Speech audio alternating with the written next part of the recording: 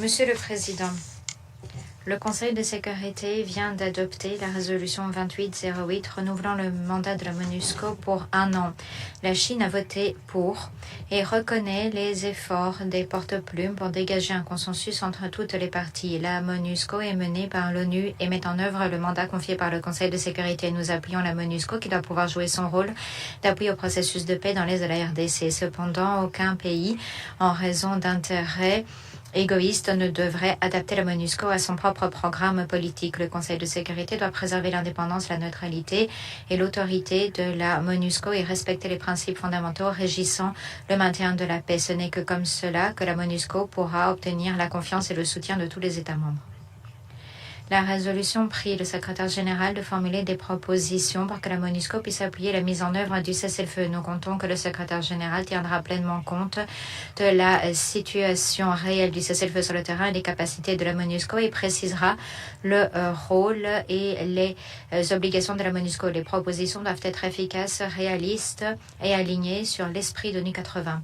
Monsieur le Président, récemment, la situation dans l'est de la RDC s'est gravement détériorée en 2000.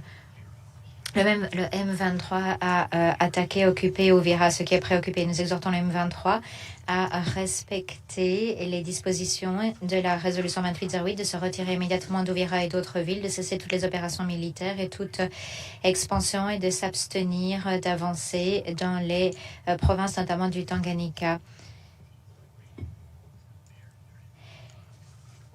Il faut que l'on promeuve un cessez-le-feu rapide sur le terrain.